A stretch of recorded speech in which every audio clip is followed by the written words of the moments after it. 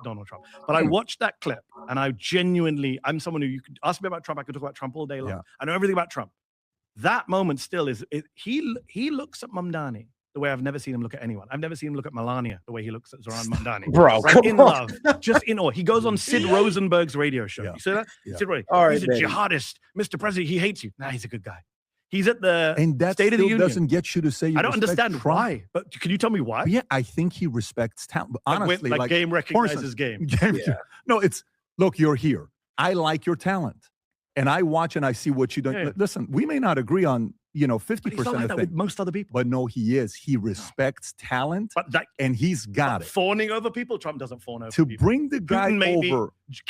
He's done it with a few different people. Vladimir Putin, Kim Jong-un, Zoran Mamdani. Those are my What does that say about your Mamdani? You got to be careful with that. That's why I don't just put him in a bad place. That's why I don't understand. Be careful what you're doing. That's why I don't understand. I genuinely. Mehdi Hassan compares Mamdani to Putin and Kim Jong-un. Don't do that. Why out of context. This is why no one likes right-wing media. Out of context. Just say you like the fact that they got along. I do like the fact they got along because I do as well. Because Zoran Mamdani went in his second time. He went to. Well, here's the thing, dog. When you're saying that the only people he get along with are dictators, and you add Zoran Mamdani to that list, I mean, we ain't saying it, bro. You are. You're kind of saying it for us. It's not even out of context. You're just saying that all the people that Trump seemed to agree with are dictators. The people he seemed to glaze are authoritarian dictators. So I mean, you add Mamdani in that list yourself. What does that say about Mamdani? No, I don't think Mamdani is an authoritarian or in any way, shape, or form, honestly. But you added him to that list, though, it does make it seem a bit weird. And here's the thing. I mean, bro, Mamdani went in there and buttered Trump up. He told him Trump what he wanted to hear. He glazed Trump a little bit. So Trump, he showed some respect back. It is what it is. That's how you get on Trump's good side, by being flattering, and he'll flatter you back. It's like an even exchange here of respect. He's so smart. He knows how, Trump is very easily won over. He takes a front page of a newspaper, right? He takes a fake newspaper front page. Why has people not thought of this before? With Trump saving New York, gives it to Trump. And then he goes, can you free this Palestinian student who ICE just picked up? By that afternoon, Trump has freed that student. Right? That is a mayor who knows how to get results and win over Trump without giving up his own self-respect, without fawning over him like I think Wes Moore was in one clip where they used it against him, where he was very, very friendly. Will you give any credit for the fact that by the afternoon, the most powerful man in the world gave him what he asked for? No. You won't. I'll tell you why. Can I tell you why? When is your birthday? Let me tell you. Where's the July 10th, 79? You are this stubborn. Why? You've done your homework. I'll tell you why I don't respect it. Because I'm glad Zoran Mamdani did it, but what does it say about our leader, the president of the United States, the commander-in-chief, the self-proclaimed leader of the free world, that it's so easy to play this guy? World leaders have been doing it for years. This is the problem with him. It's so easy to manipulate him. He's so easy to be won over. And I'm glad when Mike... No, not really, dog. I would just say you got to show respect to world leaders. It's like, here's the thing. Why are you mad that Donald Trump is showing respect to Kim Jong-un, who has nukes?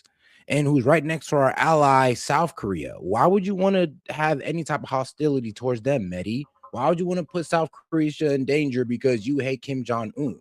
So doesn't that mean you're kind of just being a bit immature about your hatred for these guys, considering that you want Trump to just spit in their face and get aggressive with them? Like, what do you want?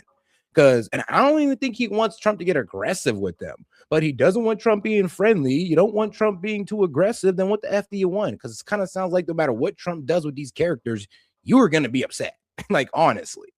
So I really don't know what he wants when it comes to that. Guys doing it for a good cause, but people do it for bad causes too. I'm sure we're going to talk about Israel. Benjamin Netanyahu did it to get him into a war of Iran. That's my problem. When Trump first went to Saudi Arabia after he got elected in 2017, there was a story about how when he drove from the airport to the embassy or hotel, wherever you're staying, the Saudis, this is in 2017, remember his first trip as president was to Saudi Arabia. The Saudis put up on billboards his tweets. Can you imagine that? How smart that is? That Trump is driving along and he's seeing his own quotes. Like, these people know how to play him. They know how to suck up to him. Kim Jong-un. His good quotes or his bad quotes? Like, good. They're praising him, right? All right. Every foreign leader knows how you can suck up to Donald Trump. You praise him, and now in a second term, you give him money. You can now bribe the president of the United States. So do you think there's an element? You've never been in sales before, but you're a businessman now, right? Yeah, I'm selling. I have to. You're now sales. Do that stuff. Yeah, and that's subscribe to Zateo. Join to Capitalist. Subscribe to so Zateo. Happy. All the cameras. ZETEO.com. By the way, respectfully, you leave mainstream. You're at MSNBC. I think you're the #1 guy for them with the eyeballs you guys are getting. I don't know. Young people online, for sure. Yeah, for young people online, you're #1. So And then I don't know what the story is, what happened there. We've read a lot of different stories. They were giving you another job. You chose to leave. You do independent. And then independently, you have what, $3.5 million in reoccurring revenue 12 months later. Yeah. 12 months later. That's amazing to be able to do that. And then today being a business guy. So it's great to have And I've never run anything in my life, so I was very worried. So maybe that PPE degree you got in economics, that capitalist was inside of you, and we brought it out. So that's great. Okay. Welcome to the Club of Capitalists. It's great to have you with us. Club. I'm a socialist / capitalist. There you go. A multi-millionaire socialist, which is great. Nothing wrong with that. Bernie's a millionaire. Nothing wrong with that. Nothing wrong with that. But let's go to the part about what was it? The ice cream guy, Ben and Jerry's. The owner of Ben and Jerry's is a socialist, and that guy's a billionaire. Trust me. I mean, socialism can come from any wealth class, believe it or not. You brought up Trump and Bibi. So Axios brings out the story. At this point, you've seen it. So, Rob, if you want to go down so I can read the whole thing, guys, make sure to like the video, guys. And if you have any question, comment, jokes, or disagreements, I'll be happy to read it out loud and engage with it. Just $2 and up, or you can send a Rumble rant. Appreciate the support, guys. Let's keep it going. Crazy. Trump fumes at Netanyahu in call on Lebanon. Go a little bit lower, Rob, so I can read the whole thing. So President Trump lashed out at Israel over Israel escalation in Lebanon and an expletive Latin call on Monday. 2 U.S. officials and a third source briefed on the call told Axios why it matters. Early on Monday, Iran threatened to abandon negotiations with the U.S. over Israel, saying actions in Lebanon. On the call, Trump called Netanyahu crazy and accused him of ingratitude. According to 2 of the sources, he also put the brakes on Israel's plan to strike Beirut. Behind the scenes, 1 U.S. official told Bibi that following threw on his threat to bomb Lebanese capital would further isolate Israel from around the world. 2 of the sources said Trump claimed he'd help keep Netanyahu at a jail. He said, if it wasn't for me, you'd be in jail right there. You're effing crazy. You'd be in prison if it weren't for me. I'm saving your ass. Everybody hates you. No, that's so true, though, because he would be in prison. He'd be in prison by his own country or by the international courts for war crimes. Like, Trump is literally saving Bibi from the ICC and the Israeli justice system. It's absolutely amazing what this man Bibi's getting away with while causing destruction in the Middle East, especially when it comes to Gaza and Lebanon. He hates Israel because of this. Do you think this call happened? The call definitely happened, but both sides are spinning it in their own ways, and they're spinning it with the classic people. So just background on this. This is an Axios piece. The author of this piece is Barak Ravid, who is an award-winning journalist, won a coverage, co-authored by Mark Caputo, former colleague of mine at NBC News. But Barak Ravid is famous, or should I say now infamous in media circles, for being the guy who the White House always goes to leak stuff about conversations with Israel. Is this the guy that leaked it, that Bibi got up, that Biden got upset? Yes, same. This is the same So guy. he did both. Okay, He's bipartisan. I got Whether you're Joe Biden. Fair guy. Well, it's not about being fair. It's the point is that whoever's in the White House, they know that this is the guy who does the stories about split between Israel and America. So we've had about 2 dozen of these stories over the last 3 years. Is this a guy you trust? Unfortunately, no. Now it's not that I don't trust him. I'm not saying he's making stuff up, but I'm saying he's clearly become a useful vessel for information from the White House that they want to get out. They know if you're Joe Biden or you're Donald Trump, you know that if you want to get out that you're pissed at Netanyahu, Barak Ravid's the guy you go to. Now, on the other side, you have Amit Segal, who is one of Israel's most famous journalists, very close to Benjamin Netanyahu. Channel 12, I think, is his network. This guy is now reporting today, the day we're talking, that actually the Israeli side is saying, no, Trump never swore at Netanyahu, never mentioned jail or prison, and they disagreed about how to handle Hezbollah in Lebanon. You know, so funny though, even Bibi came out in a recent interview that I showed that he was pretty much saying like, yeah, you know, things got a bit heated, but that was just one thing we disagreed on. We agreed on a whole lot more. Trump's Israel's greatest friend, yada, yada, yada. So it does seem like Bibi's playing it off. And we just heard from the interview that Trump did with the New York Post that he's like, well, yeah, we do got to stop things, man. Bibi got to learn how to stop it. For some reason, he's just pushing the war in Lebanon. We thought it was about Hezbollah in the south, but now they're trying to push up towards past the Litani River. So, like, what is this about? And you're about to try to go into Kuwait? Like, y'all sound insane right now. And it doesn't sound like you guys are pushing for peace here or even pushing to get rid of Hezbollah. It looks like you honestly just want to take a Lebanon. The question then becomes, for those of us who were not in the room, who do you believe? Serial liar Donald Trump or serial liar Benjamin Netanyahu? Journalists who act as vessels for leaders, on both sides, it's very hard. This is why people have a real issue with mainstream media right now, because what do you do in a situation like this where both sides are spinning furiously? And I can believe either version. I can believe that Trump told him you're fucking crazy. We wouldn't put that past Donald Trump. I can also believe that they lied to make Trump sound stronger than he is, and Netanyahu's telling the truth. I don't know. Okay, so how do they typically get the credibility? Because anybody can say this was said. So can you go back to the article when it says two sources were there? What is the, you're in this world? Yes. Is there a system or a standard to be able to, because this is a big deal. Yeah, it's a big deal. I mean, look, all the traditional rules of political journalism went out the window when Donald Trump came along, right? So, my colleague Swin Subsang reports on the White House for Zateo. He has very good contacts. And, he tells me some of the crazy stories he gets from behind the scenes in terms of people trying to screw each other over, right? In the Trump administration, there's a very unique dynamic. Yeah. And, he's referred to it as a reservoir dogs dynamic. It's been referred to where everyone's got a gun to each other's head at the same time, right? So they're all trying to screw each other over. So that's another issue is, are two of the sources people who are allied with each other? Are they from different wings of the White House? Pat, with this Iran war, there are different elements in this administration. Some people want the war done, finished. Some people want it to keep going. So there's different pressures on this. Trump. Is not 100%, 80% story. This is so there's different people leaking for different agendas to try and end a war or escalate a war. Give me how this makes Trump look good. How does it make it look bad? Who's winning with the story? Who's not? So optics, purely optics. I know there's people who pretty much doubt it. Like, oh, well, look at Trump's actions. Look, like, how can we sit there and believe this article that he's actually standing up to Bibi? Well, did Bibi stop firing into Lebanon for now? Yeah. If you looked at current news, Israel and Lebanon once again have agreed to maintain the ceasefire. So it does look like Trump's yelling at Bibi has produced some type of results. Now, for how long, who knows? Because Bibi loves to break ceasefires. But it does seem like that little talk that they had, if it could have been contentious, it could have been actually friendly. Either way, it got Bibi to stop their operations and got the IDF to turn around and not commit to their attack on Kuwait or Beirut. You know the MAGA base better than me. Many of them are your viewers. Many people in the MAGA base, not as many as people suggest. My good friend Cenk Uygur. Hold on. Is it Kuwait or Beirut? I'm sorry. I'm a little no. I know if you had on the show, he thinks there's a big split in MAGA. I'm less of that view. I look at the polls, 80% of MAGA still loves Trump, 70% love this war. But there is a growing minority who don't like what's going on with the foreign wars, with the betrayal of anti-war promises. And a lot of them see Donald Trump as being, I can't come up with a better phrase than Netanyahu's bitch. And this would help Donald Trump say, look, I'm telling Benjamin Netanyahu, fuck you. You're fucking crazy. I saved you from prison. I'm the dominant partner in this relationship. And by the way, this is not just a Trump issue. Every American president who's dealt with Netanyahu has come out getting screwed over. Joe Biden got completely screwed over. He gave his entire presidency to save Netanyahu. Look at him today, destroyed. Well, guys, actually, just to give you guys a bit of breaking news, Hezbollah rejects Israel's so Hezbollah rejects Israel-Lebanon ceasefire terms. So apparently the ceasefire has been rejected. And this came out from Axios 59 minutes ago, and the Washington Post came out 11 minutes ago with the headline of Hezbollah denounces Israel-Lebanon ceasefire deal as a farce.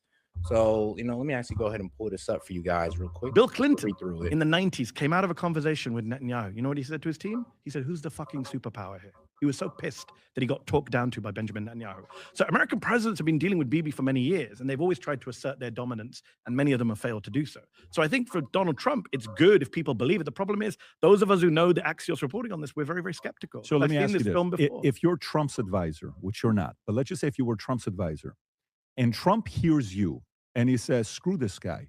That call did happen. That's exactly what I told him. What does he need to do publicly for even a guy like you to say, shit, this happened? That's a great question, because Donald Trump's word means nothing to me. I've been documenting his lies for many years. No one's told more lies than Donald Trump in the public sphere. So actions matter more than words. Same issue with Biden. His people would leak, Biden's very upset with Netanyahu. Okay, but what the fuck are you doing about it? Right? Many of us frustrated with the genocide would say. Same question. Like I said, that's fair to say. It's like, what are you doing about it? But, and here's the thing, it does seem like what we know about the war today. So shout out to, all right, so shout out to CBS, live update. Iran says no tangible progress made in talks as Hezbollah rejects Israel-Lebanon ceasefire agreement. So what we know about Iran war today, the Iranian foreign minister said Wednesday that no tangible progress has been made in negotiations to the end of the Middle East war. Now we got a Okay, now this is the Iranian foreign minister says lines of communication with the U.S. were still open, but warned that any attack by Israel on Lebanon, capital Beirut, okay, so it was Beirut, as part of its campaign against Hezbollah would trigger a full-scale resumption of the U.S.-Iran conflict. So, aka Israel, if Israel keeps firing on Lebanon, well, then this war is going to continue. Lebanon and Israel agreed to renew their ceasefire, but said it would be contingent on Iran-backed Hezbollah ceasing fire and on Hezbollah operatives leaving parts of southern Lebanon. So basically, they're saying, yeah, we'll do a ceasefire if you guys pretty much give up southern Lebanon, pretty much. Yeah, get out of southern Lebanon and just let us take it. Okay. All right. Hezbollah on Tuesday rejected the truce, which includes the creation of a pilot security zone inside Lebanon where the Iranian-backed militia group would be banned. The rejection came as Lebanese media reported Israeli strikes on the country's south Tuesday. So, like I said, pretty much the Israelis is saying, oh, yeah, and we want to take part of southern Lebanon. And we want you guys to get out, just like we made all those Lebanese people. So they've displaced millions of over 1 million Lebanese people. And now they're saying that, well, if you want us to stop firing on the rest of them, yeah, go ahead and just give us southern Lebanon and remove your forces. You think that's going to work out? All right, so let's see here. Strike on Kuwait airports was malfunctioning U.S. pilot Patriot missile said. Wait, what? All right, so the Iranian Revolutionary Guard says a strike on an airport in Kuwait Wednesday that killed one person and wounded dozens more was actually a malfunctioning U.S. Patriot missile. In a statement Tuesday, Briggs General Husseini Majabi, an IRGC spokesman, said the powerful parliament group had not fired any projectiles at the airport, and the incident was the result of a malfunctioning U.S.-made Patriot air defense system, which, after failed to intercept Iranian missiles, allegedly fell or misfire onto the airport. Oh, okay, that's not good. All right, yeah, the U.S. Central Command rejected claim on Wednesday, saying that it was totally false and Iran struck the civilian airport with drones in a deliberate, calculated, unjustified attack. Iran claimed that its attack targeted U.S. military bases in retaliation for America's attacks on Iranian island and Iranian vessels that Central Command described as a self-defense strike. So, yeah, that's pretty much where we're at with it. Remember, the only reason why Hezbollah is not accepting the terms is because Israel is saying, yeah, well, we want to take your land to accept the ceasefire. So accept that we're going to take southern Lebanon and we'll let you have the ceasefire. Crazy. That is absolutely insane if they think they're going to accept that. But, I mean, hey, man, the way the Israelis think, you never know. What are you going to do about it? Donald Trump has given Netanyahu everything he wanted, right? Even if this conversation is true, he's saying, I saved you from prison, in the sense that he demanded the Israeli president. Did he? Don't you think he did, though? In many ways, he did. Oh, guys, make sure to like the video, guys. Appreciate support, by the way. Make sure you guys smash that like button and like on Rumble and YouTube, of course. Because every time this war continues, Netanyahu avoids trial, right? Every time there's escalation in the war, he doesn't have to go back to court. That's right. And Trump has publicly called on Herzog, the president, to pardon him, which he hasn't done yet, but I'm sure he's feeling the pressure from Trump publicly calling him out. So he has helped Netanyahu. But worse than that, you look at what's happening in Gaza. He's given Netanyahu everything he wanted. And this really bothers me because in 2024, I spend a lot of time pointing out to people on my side, leftists, Muslims, Arab Americans, people in Dearborn, Michigan, who welcome Trump.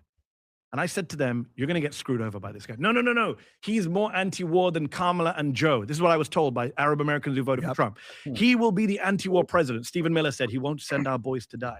Yeah, that's kind of why I hate when people try to sit there and act like all these Muslims are leftists, when I'm like, bro, there's a lot of Muslims who voted for Trump on his anti-war stance, on no longer getting into wars in the Middle East and killing their brethren. Like, there's a lot of Muslims who voted for Trump on that who do feel betrayed. Like, and that's what I'm saying. It's kind of crazy how people are trying to turn MAGA into an anti-Muslim, an anti-Muslim political group when it was literally Muslims who helped Trump get into the office.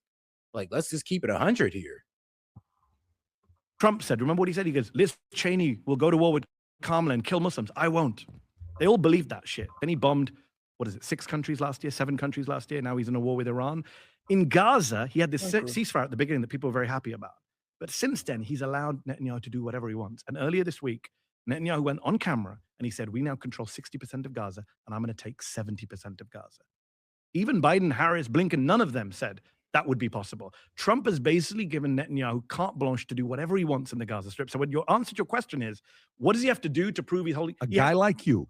He has to hold. It's impossible to win a guy like you. I will give credit. I'll say it now. On if camera. what? If he manages to get Netanyahu out of Lebanon and out of Gaza, which he won't, but that's what I would want to see, because that's what's happened on his watch. On his watch, Netanyahu's taken more territory in both those places. Right. Prove to me that you actually care about Middle East peace. Prove to me that you have control over Netanyahu and American weapons, and get him to pull out. Because right now, Greater Israel is happening in front of our eyes. Yeah. Netanyahu's doing the project that far-right Israelis have always wanted. He's taking Lebanon, southern You're Lebanon. saying Egypt, He's taking Turkey, Gaza. all this stuff. Who knows what's next? coming That's next? what you're thinking? Well, if you embolden them. I mean, yeah, dog. He took parts of Syria, the Golan Heights, and Donald Trump let him take parts of Syria. They're trying to annex Lebanon. Bro, they're already trying to set up settlements in southern Lebanon. Like, PBD, this is what they're actually doing. Like, bruh, they're even trying to talk about going into Jordan and taking land there. So I'm sorry, but to sit there and act like they're not trying to take over the Middle East is asinine at this point. I mean, they're over here trying to take bits of land left and right. The guy. What is the lesson of the last 3 years? Is impunity. You can do whatever the F you want, and America will never stop you. Okay, do me a favor. Differentiate between what Bibi's vision is and what Israel's vision is. What do you mean by that? Okay, so for instance, you could have there's a difference between what America's vision is. Yes. Be the greatest country in the world versus what AOC's vision would Yes. be if she became president versus Trump, right? So what do you think is Bibi's vision versus Israel's vision? That's a great question. And I'm sorry to be the bearer of bad tidings. We do this thing in the US, especially on the liberal side, where we say, look, we're against the Netanyahu government. We're not against Israel or the Israeli people. The problem is the Israeli people have made it very clear over the last 3 years that they're totally behind all these wars. There's been no real anti-war movement. In Israel, there's no real... There's a little bit. It's not a big number. It's tiny. It's tiny. You look at the polling, 80% of Israelis support 20% is what I was going to say. Every military operation blindly. You look at the polling, some of it's horrific. Like 80% of Israelis support removing Palestinians from Israel. From Gaza, and another. Yeah, no, that's a disturbing polling that is coming out of Israel. And I do say it's not all Israelis who believe in it, but it's disturbing how much polls they take. And you do see that a lot of Israelis truly believe that they should be able to kick the Palestinians off their land, completely remove them, and take their land. And that's literally what causes all these problems in the Middle East. And there's people with this mindset who want to perpetuate that. Majority support ethnically cleansing them from Israel itself, Palestinian citizens of Israel. Israeli society. What percentage was this one? So I think it's 80% say they're fine with getting them out of Gaza, like forcibly. Right. And there's another majority or big plurality of Israelis who are Israeli Jews who say even Palestinians in Israel should ultimately emigrate. West Bank and some of that. No, Israel proper within the Green Line. Got it. Okay. 1/5 of the population of Israel is Palestinian citizens of Israel.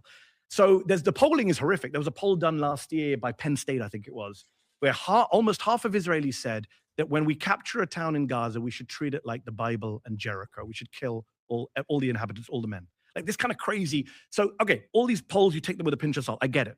But anyone you speak to in Israel who's a serious commentator on Israeli politics will tell you that over the last 5-10 years, Israeli society has moved to the right, to the far right, in a way that American society has not. Donald Trump is polling in the 30s right now. Even at his peak, he got 49.8% of the vote in the last election. He's never had a majority.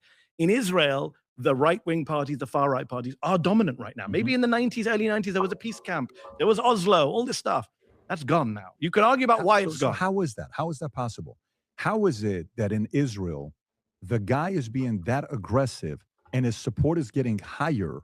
I don't think his personal support is going. We'll see what happens in these elections. Because you just said 80%. I mean, the war, right? You got to understand, bro. We're talking about a group of people who religiously believe that this is the right way to go, who religiously believe in Greater Israel to bring back their Messiah. And I mean, that's just the sad reality of it. These people truly believe that, if they can kick the Palestinians out, they can destroy the Alexa Moss and all this crazy stuff, that they'll be able to bring back their Messiah, and they're dedicated to it. But part of that is removing all the Palestinians, all Arabs from, what's supposed to be their promised land. And I'm gonna be real with you. If they commit all the way to that, you're going to throw the Middle East into dysfunction. Well, they kind of already did, but let's be real. If they commit to it more, to where they really start taking more land from Lebanon, all they're going to do is create a stronger Hezbollah. They're going to give Hezbollah more forces. If they go down and bash down harder on the Palestinians and really try to drive them out, then all you're going to do is push Hamas into other countries for them to attack you guys later. You're not really solving the problem. You're just making these people more radicalized. And I mean, you could just try to kill them all, but I mean, that's not really going to work, and it's not going to make it look good. I'm saying this is why I'm saying don't focus on Netanyahu. It's a very good cop-out. Even Bernie Sanders, who I'm a big fan of, he often says Netanyahu, Netanyahu, Netanyahu. A lot of Palestinians say, Bernie, it's not Netanyahu, it's Israel. It's the Israeli political establishment. So if you swap out, I'll give you one example. If you swap out Netanyahu tomorrow with Naftali Bennett, who's an opposition leader, former prime minister. Oh, guys, and help me get to the calling goal and do a conspiracy hour. By go ahead and send it in a Venmo to double your support, or send in a super chat or Rumble rant, guys. Appreciate the support, but let's make sure we support the stream. All right, let's keep it going. Naftali Bennett is also on the right, also likes war, has threatened Turkey, has threatened Lebanon. You've got another opposition leader, Avigdor Lieberman, former defense minister. You know what he said this week? He said, flatten the suburbs of Beirut. We should be going in and not this. Don't listen to Trump. So the opposition in Israel are equally hawkish, right-wing. So this idea that it's all about Netanyahu, it's a myth, I'm sorry to say. Okay, so you're saying the two are the same, is what you're saying. On issues. No, but I never had that. Oh, it's all about Bibi. It's like, no, remember, he has his entire cabinet that's like this. Like I said, Ben-Gvir, his foreign minister, came out and pretty much said, F what Donald Trump is talking about. We're going to amp up our strikes in Lebanon. I mean, bro, you got Smotrich, finance minister, pretty much saying that, hey, yeah, we're going to keep on our aggression on the Palestinians. We won't stop. So yeah, like you got people that's outside of Bibi that's in his cabinet that are also have this crazy rhetoric. And then of course the polling that's done in Israel doesn't make the Israelis look any better either. I mean, with the whole grape scandal that was going on with one of the guards and the Palestinians, and when they try to bring this Israeli guard on charges, well, people actually got out in the street and protested for his right to rape Palestinians. Like when you see stuff go on like that in Israel, you're just kind of like, yo, these are our greatest allies, and what the hell are we supporting over there? Of war and peace, yes.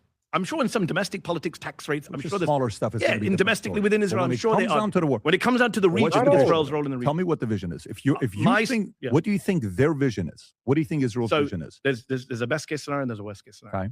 Okay. The best case scenario is that they have this idea of we must be in a state of permanent war footing, right? I think there's a phrase for, I forget the name, combat between the conflicts. There's some military doctrine that says even when we're not at war, we carry on doing preemptive strikes, we carry on doing cyber warfare, we carry on doing assassinations, so that Israel remains the regional hegemon. We keep our superiority, our military edge. We let everyone know in the region who's boss, even when we're not in a formal state of war.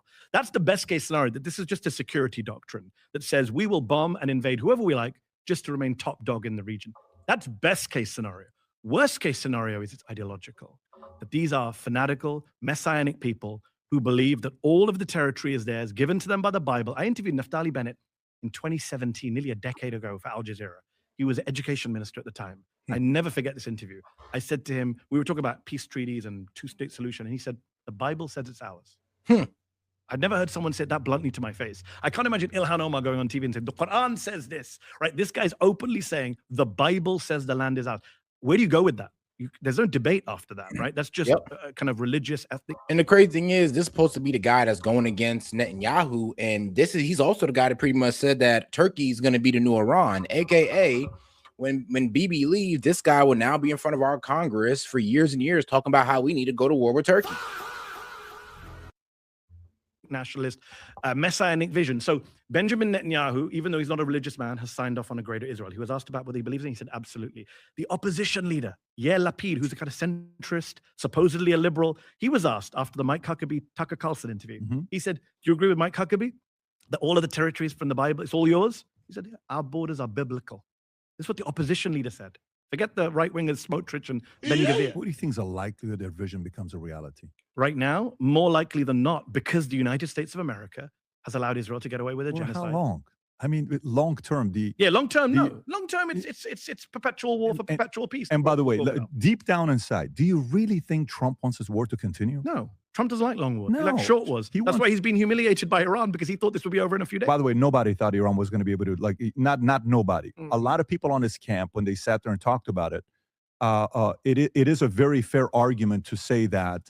No, let me make my point on what I'm saying. It is a very fair argument to say that unlike Venezuela, which we went in, we got Maduro and we're out, most likely Cuba is going to be the same way as Venezuela, probably even easier when they go through and get it. Sure. Iran showed up strength to the world. Yeah.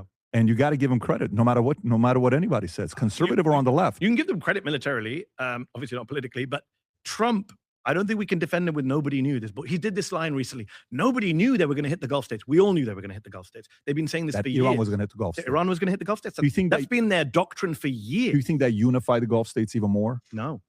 I think we've wrecked our long-term relationship with the Gulf states. Tell me why. I think in private, all of these Gulf states will, in public, they'll say what they got to say, but in private, they know the U.S. security umbrella does not accept them anymore. They know that even if they give Donald